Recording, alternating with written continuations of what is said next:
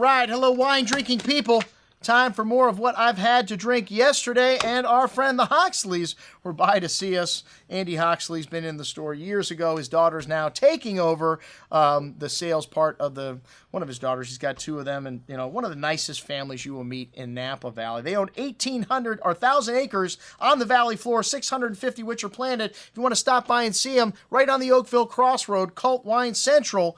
Paul Meyer used to make their wine there for years. A lot of people do custom crush there. And these guys, like I said, in addition to being great people, make outstanding wines. The Napa Wine Company label didn't seem to do very well, but as soon as they changed the name to Ghost Block, and the same exact wine, it's amazing what is in a name. Like the Elizabeth Rose Pinot Noir from Yountville.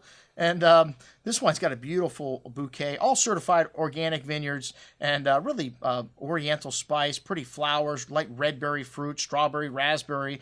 They got three different winemakers for each. Well, they have a different winemaker for each of the three brands to separate these wines and give them their own distinct style. This label's created for more by the glass pours, nice screw cap on the wine, and but really nice nuance in this wine for $21. A really excellent example of a Yountville Pinot Noir. The Oakville Winery label, this Cabernet Sauvignon 2012, outstanding wine. This has got, the 2007 was the first release of this label, which is one of the three at the Napa Valley Wine Company. You got Ghost Block, Oakville Winery, and Elizabeth Rose. This wine's got a little bit of tobacco, some black pepper spice here accompanying the currant and dark cherry berry fruit, notes of loam and dark chocolate as well. Very balanced vintage from Napa. I love these 2012s.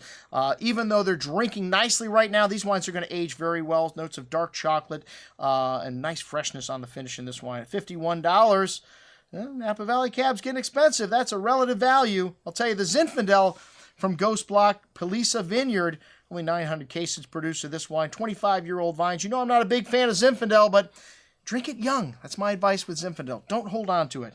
And this wine's showing that lovely strawberry jam, cherry pie fruit, which I like about Zinfandel, and underbrush, some hints of tobacco, sweet tobacco spice, a really rich and jammy wine, but still fresh. This wine, like I said, if you drink it young, an excellent example of Zinfandel, $39. These guys, everything they do is very good. The Ghost Block Cabernet from Oakville. This is 100% Cabernet from Rock Cairn Vineyard. Nickel & Nickel buys fruit from them and makes a Rock Cairn. And let me tell you, this wine is very different from the Oakville Ranch Winery, while the 13 vintage also very different than 12. A lot of rich, ripe cassis and currant berry fruit, dark chocolate, some loamy, earthy notes, really big and complex nose. This wine big and voluminous on the tongue as well. It's got wonderful richness.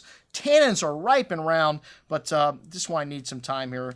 Even though you could say it's approachable, not nearly as approachable as 2012 Oakville Winery Cabernet. This wine I would hold on to for 5 to 7 years at least. It's $72.